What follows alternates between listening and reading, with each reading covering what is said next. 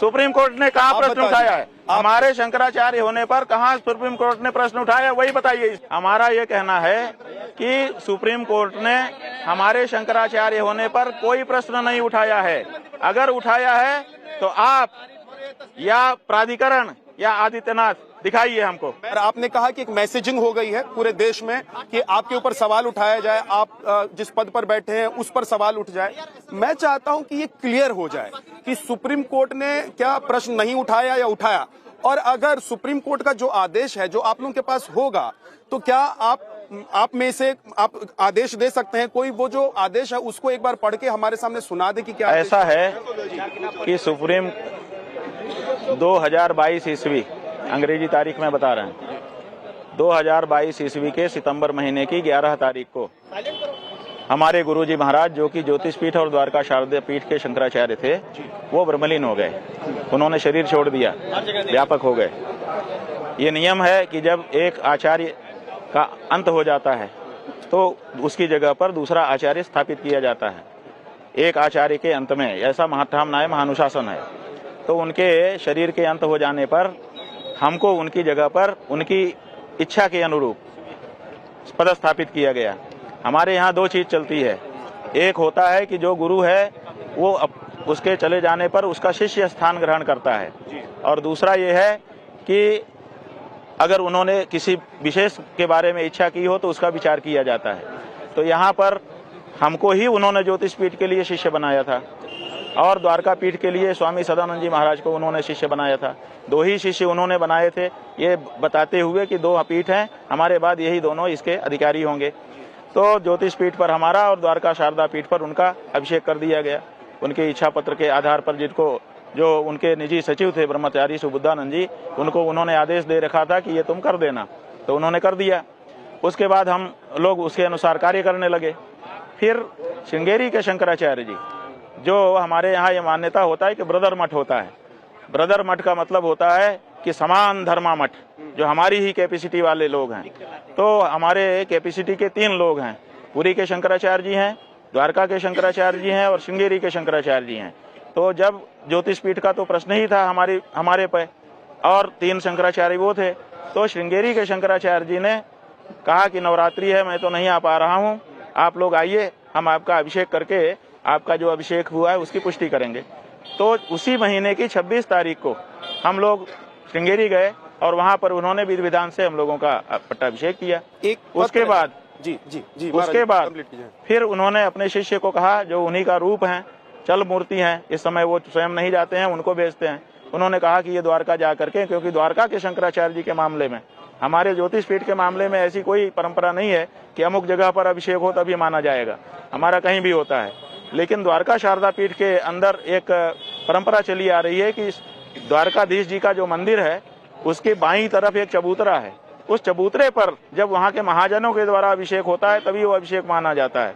तो वहाँ पर ये चूंकि एक परंपरा थी, तो उसको निभाने के लिए द्वारका जाकर के अभिषेक करने की जरूरत थी। तो उन्होंने विधुशेखर भारती जी महाराज को वहाँ भेजा, वहाँ पर उनका अभिषेक हुआ। फिर वहाँ पर भी हमारा फिर से पुनः अभिषेक हुआ, पुष्टि हुई द्वारका के शंकराचार्य जी के द्वारा। तो अब जो पुरी के शंकराचार्य जी हैं, पुरी के शंकराचार्य जी के कुछ शिष्य, ऐसा बताया जा रहा था कि फेसबुक पर विरोध कर रहे हैं किसी कारण से। तो हम लोगों ने पुरी पीठ के शंकराचार्य जी से संपर्क नहीं किया कि भाई उनके शिष्य कर रहे हैं, इसका मतलब गुरुजी ही उनको कहे होंगे तभी तो कर रहे हैं। तो उनसे हम लोगों ने संपर्क नहीं किया, क्यों, और हमारा काम भी हो गया। क्योंकि जब सुप्रीम कोर्ट में 3 जजों की बेंच बैठती है तो 2 जो कह देते हैं वही फैसला होता है, एक वाला भी उसी के साथ लिखा जाता है लेकिन उसका कोई मतलब नहीं होता है। तो 3 की बात थी, 2 जब हो गए तो हमारा काम हो ही गया था। तो ऐसी परिस्थिति में हम लोग अभिषिक्त हो गए, शंकराचार्य के रूप में काम करने लगे। इधर क्या हुआ कि 23 सितंबर को हमारे जो विपक्षी हैं, जो परंपरागत विपक्षी, हमारे विपक्षी नहीं हैं, हमारे परंपरागत विपक्षी हैं, ज्योतिष पीठ का जो विवाद चल रहा है उसमें हमारे गुरुजी के समय से ही जिनके साथ मुकदमा चल रहा था, जिनको रिस्ट्रेन किया गया था अपने आप को शंकराचार्य कहने से, हमारे गुरुजी को कहा गया था कि आप ज्योतिष पीठ के शंकराचार्य हैं। तो जब हमारे गुरुजी ज्योतिष पीठाधीश्वर की कैपेसिटी में कोर्ट के अनुसार थे, तो उनकी जगह पे हम आए तो हम भी हैं, और उनको रोका गया था। तो उन्होंने 23 तारीख को एक अर्जी करी कि ये अभी मुक्तेश्वरानंद नाम के एक शिष्य वो आ रहे हैं अपने आप को शंकराचार्य कहने के लिए, इनको रोक दिया जाए कि वो अपना अभिषेक न कराएं, इनको रोक दिया जाए कि ये ज्योतिष पीठाधीश्वर के रूप में कार्य न करें। ये उन्होंने निषेधाज्ञा के लिए एक आवेदन किया। सुप्रीम कोर्ट में 23 तारीख को उस पर सुनवाई हुई। सुनवाई होने पर हमारे वकीलों ने सारा प्रमाण उनको बता दिया कि हमारा अभिषेक 12 तारीख को ही हो चुका है और हम वर्किंग में आ चुके हैं। कोर्ट में हुआ है, ये सुप्रीम कोर्ट में हुआ, बता रहे हैं सुप्रीम कोर्ट में। महाराज जी, आरोप ये लग रहा है कि आपके वकीलों ने कोर्ट के आदेश के बाद ये बात कहनी शुरू तो हम बता रहे हैं ना, पूरे बता दीजिए, जनता जान तो जाए जी। सुप्रीम कोर्ट में हमारे वकीलों ने पूरे प्रमाणों के साथ बता दिया कि उनका 12 तारीख को ही अभिषेक हो चुका है, वो ज्योतिष पीठाधीश्वर के रूप में कार्य करने लग गए हैं। तो कोर्ट ने उसको रिजेक्ट कर दिया, उनके आवेदन को निरस्त कर दिया। वो मांगने गए थे इनको रोक दे, रोकने को निरस्त करने का मतलब क्या होता है कि उन्होंने मान लिया। उसके बाद नहीं, क्या मतलब है बताइए? मतलब उसके बाद सुनिए, ठीक है, रोका नहीं ना उन्होंने, हमको कार्य करने से रोका नहीं ना। ये भी नहीं कहा कि आप नहीं, उन्होंने ये भी नहीं कहा कि आप शंकराचार्य नहीं हैं। उन्होंने ये कहा कि इस पर हम जब मूल मुकदमा सुनेंगे तब फैसला देंगे, अभी हम नहीं रोक रहे हैं उनको काम करने से। तो उन्होंने नहीं रोका। उसके बाद क्या हुआ कि उनका आवेदन निरस्त हो गया।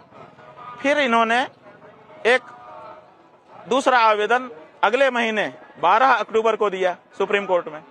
जब हम लोग 12-13 को द्वारका में अभिषेक हो रहा था, द्वारका के शंकराचार्य जी का समारोह में थे, उस समय इन्होंने दिया और कहा कि साहब ये 17 तारीख को अपना पट्टाभिषेक कराने जा रहे हैं, इनको रोक दीजिए। और इनको ही नहीं, इनके अलावा बाकी कोई संस्था, बाकी कोई व्यक्ति भी ना कराए, उसको भी रोक दीजिए।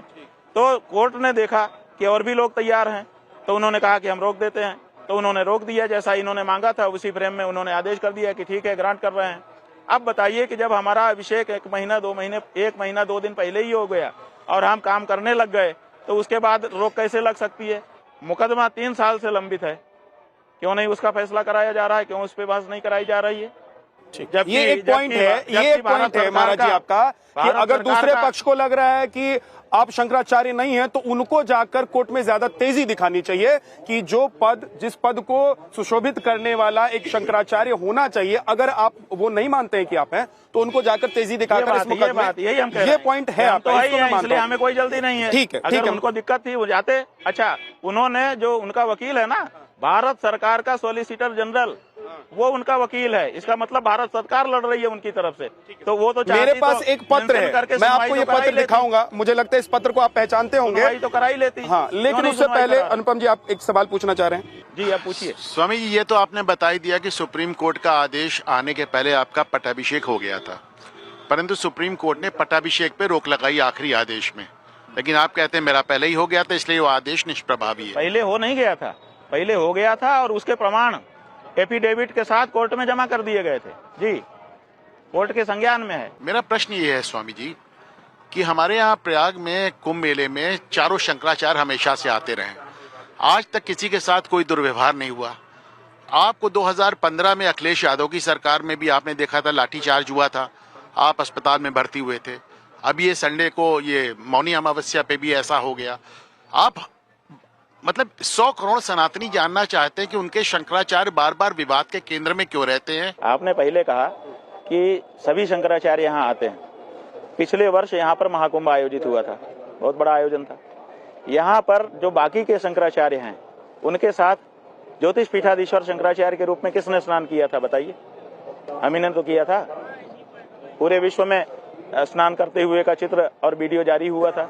तो ज्योतिष पीठ के शंकराचार्य के रूप में श्रृंगेरी के शंकराचार्य जी और द्वारका के शंकराचार्य जी के साथ किसने स्नान किया था? हमने किया था। व्यवहार आपने देख लिया कि ये तीनों शंकराचार्यों का एक साथ हमारे साथ ही ज्योतिष पीठाधीश्वर के रूप में व्यवहार हो रहा है। आपने कहा कि 2015 में हम शंकराचार्य के पद पर नहीं थे, हम शंकराचार्य जी के प्रतिनिधि थे। अपने गुरुजी, हमारे गुरुजी शंकराचार्य थे, हम उनके रिप्रेजेंटेटिव कैपेसिटी में थे।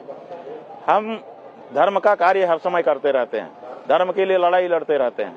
तो जब काशी में भगवान गणेश जी की मूर्ति को 3 दिन तक सड़क के बीच में रोक करके रखा गया, ना उनकी पूजा हो पा रही थी, ना उनका कोई सम्मान हो पा रहा था, उनका असम्मान हो रहा था, तो हम वहां पर सड़क पर गए और हमने कहा कि भाई ये ठीक नहीं है, मूर्ति को आप ले चलिए किसी सुरक्षित जगह पे, वहां रखिए, पूजा आरती होती रहे, आप लोग विवाद करते रहिए। इसी बात पर वहां का जो डीएम था उसने हनक दिखाई और लाठीचार्ज करवा दिया। रात को 1 बजे लाठियां मारी गई।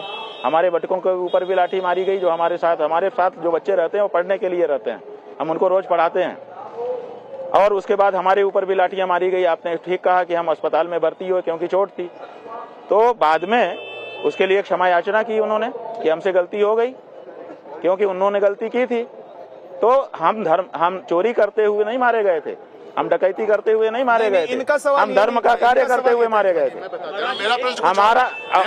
हाँ, हमने बता दिया आपका जवाब कि हमारे साथ इसलिए होता है क्योंकि हम धर्म कार्य करते हैं। शंकराचार्य धर्म का कार्य, उनकी शैली अलग है, हमारी शैली अलग है।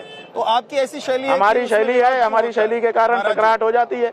महाराज जी, आपकी शैली ऐसी क्यों है कि हमारी शैली है, हम सामना करते हैं। आपकी शैली ये है कि माघ मेला में जहाँ पर कोई भी रथ में या जिस पालकी पर आप सवार हैं, इस पालकी को लेकर स्नान करने के लिए घाट तक पहुंचते भाई हम हर माघ मेला में जाते हैं, पालकी में जाते हैं। इसके पहले भी माघ मेले यहाँ पर हुए हैं, उन माघ मेले में भी हम पालकी से ही मौनी अमावस्या के दिन जाकर के स्नान करते हैं। स्वरूपानंद सरस्वती तो बोट से चले जाते थे। ठीक है, उनका अपना शरीर की परिस्थिति थी, वो कैसे जाते थे वो उनके शरीर की परिस्थिति है। करोड़ों लोग आते थे, उनको भी परेशानी नहीं होती थी, वो भी। बात यह है कि हम कहाँ कह रहे हैं कि किसी को परेशानी, हमारे से कौन सी परेशानी थी, हमारे से कौन सी परेशानी थी? किसको? किसी जनता ने अभी तक नोट कराया आपको? एक चीज और जानना, किसी जनता ने आपको नोट कराया कि हमें शंकराचार्य जी से परेशानी थी? यहाँ ये काल्पनिक प्रश्न है, ये काल्पनिक प्रश्न है, नहीं ये सवाल चल, ये काल्पनिक प्रश्न है, इसका आधार नहीं है। महाराज जी, मेरा सवाल ये है कि जहां पर ये पूरा विवाद हुआ था, पुलिस प्रशासन का, यहाँ के प्रशासन का कहना यह है कि उनके पास सबूत हैं, है ना? मेरा सवाल ये नहीं है कि उनके पास सबूत हैं या नहीं है, वहां पर क्या हो रहा था। मेरा सवाल ये है कि आप तो सन्यासी हैं, आप तो धर्मगुरु हैं, आप धर्माचार्य हैं। आप अगर वहां से पैदल चले जाते स्नान करने के लिए, तो इससे तो और करोड़ों सनातनियों को सीख मिलती कि महाराज जी, शंकराचार्य जी जा रहे हैं, हम भी पैदल जाएंगे। ऐसा है कि बिल्कुल सही कह रहे हैं आप, अगर हम पैदल चले जाते तो बड़ी सीख मिलती, लेकिन ये नजीर बन जाती कि कोई भी शंकराचार्य अगर पालकी से जा रहा है तो प्रशासनिक अधिकारी आकर के उसको कहे कि उतर जाओ, तो उसको उतरना पड़ेगा। वो कहेगा कि देखिए वो शंकराचार्य उस समय आए थे, उनको कहा गया था वो उतर गए थे, आप भी उतरिए। तो ये एक गलत नजीर बन जाती, जिससे आगे के शंकराचार्यों की मान मर्यादा में बाधा आ जाती। इसलिए मान मर्यादा की रक्षा के लिए हमको इस पर स्टेक लेना पड़ा, और ये लेना पड़ता है। ऐसे हजारों उदाहरण हम आपको बताएंगे जहाँ पर मान मर्यादा के लिए लोगों ने स्टेक लिए हुए हैं। लेकिन महाराज जी, पालकी पर माघ मेले में जाने की एक बार अगर आपने अपनी मर्यादा से समझौता किया तो बार नहीं, हम कोई गलत परंपरा स्थापित नहीं कर रहे। देखिए, गलत परंपरा हम नहीं स्थापित कर रहे, आप गलत आरोप लगा रहे हैं हमारे ऊपर। आप क्या आधार क्या है ऐसा कहने के पीछे? आपका कौन सी गलत परंपरा आप स्थापित कर रहे हैं? प्रशासन कह रहे कि गलत परंपरा स्थापित कर रहे हैं। प्रशासन कह रहे कि प्रशासन नहीं, तुम बोल रहे हो कि आप गलत परंपरा स्थापित कर रहे हैं। मैं सवाल पूछ रहा हूँ महाराज जी, आप नाराज क्यों? आप नाराज क्यों? आप जवाब दीजिए हमको। मैं जवाब दे रहा हूँ, मैं दे रहा हूँ। प्रशासन का कहना है कि प्रशासन का कहना नहीं, आपने कहा कि आप गलत परंपरा, प्रशासन अपना जवाब। क्या यहाँ पर प्रशासन का कानून नहीं चलेगा? ये यहाँ पर प्रशासन की बात क्यों ला रहे हो? मैं इसलिए ला रहा हूँ, प्रशासन कह रहा है, परंपरा आप बता दीजिए महाराज जी, परंपरा आप बता दीजिए, परंपरा क्या है? को जानकारी नहीं है कि हम पालकी से पहले भी स्नान करने जाते रहे हैं। नहीं, अमावस्या को आप ही जाते रहे कि सब जाते रहे? हम अपनी बताएंगे कि दुनिया की बताएंगे? नहीं, आपको तो सबके बारे में पता है। प्रशासन को जानकारी होनी चाहिए ना। प्रशासन के पास लाखों रुपए का सीसीटीवी लगा रहता है। प्रशासन के अधिकारी एक एक चीज नोट करते रहते हैं। सब चीज लिखित पढ़ित में रहती है। हम पहले भी पालकी से ही स्नान करने जाते रहे हैं। प्रशासन का अधिकारी हमको लेकर के जाता रहा है, और इस बार भी प्रशासन का अधिकारी ही हमको लेकर के गया है। ठीक है सर, आप एक सवाल करना चाहते हैं, बोलिए। आपने एक तुलना किया मुख्यमंत्री की एक मुगल शासक से। हाँ, बिल्कुल किया। उस मुगल शासक ने तो केवल मंदिरों को तोड़ा, बनाया नहीं। इन्होंने भी तोड़ा, बनाया नहीं। इन्होंने भी तोड़ा, बनाया नहीं। 150 मंदिर तोड़ दिए और एक नहीं बनाया। चलिए बताइए, पूरी सूची, पूरे फोटोग्राफ, पूरा अक्षांश देशांश सब है हमारे पास। 150 मंदिर तोड़े और एक नहीं बनाया। चलिए, एक मूर्ति रेस्टोर नहीं की गई काशी में, केवल काशी में। और बाहर तो नहीं, बाहर नहीं, बाहर भी बहुत हुआ। हमको तो काशी का डाटा पता है, क्योंकि हम वहाँ रह रहे थे, हमारी तो सामने। मैं केवल ही कहना चाहता था कि काशी में 150 मंदिर तोड़े, एक भी का पुनर्निर्माण नहीं हुआ। बिल्कुल सही है। तो जो आपने कहा कि उसमें अंतर है, वो अंतर तो खत्म हो गया। अन्य स्थानों पर तो बनाया ना, मेरा कहने का मतलब है। आप अन्य स्थानों की बात लेकर के आप आ गए, आप बचाव करिए। हम काशी की एक जगह की जहाँ की बात चल रही है, जहाँ के कारण हम कह रहे हैं उनको, उसी के कारण लेकिन तो हम कह रहे काशी हैं का महाराज जी अगर जो सौंदर्यीकरण आंखों से हो रहा है। हमने अपनी आंखों से जो देखा है उसके बारे में हम बोल सकते हैं, बाकी के बारे में हम नहीं बोल रहे हैं। लेकिन महाराज जी काशी का अगर सरकार चाह रही है कि सौंदर्यीकरण हो, अरे वहाँ तो भाई के सौंदर्यीकरण मठ और हो, मंदिरों, हम कहते हैं खूब सुंदर तुम हो जाओ, लेकिन इनको मार करके तुम प्लास्टिक सर्जरी करोगे।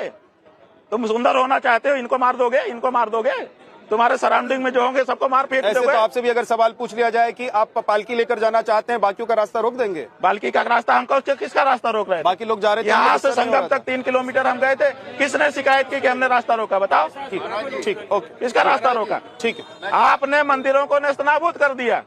आप हमारा उदाहरण उनके साथ दे रहे हो।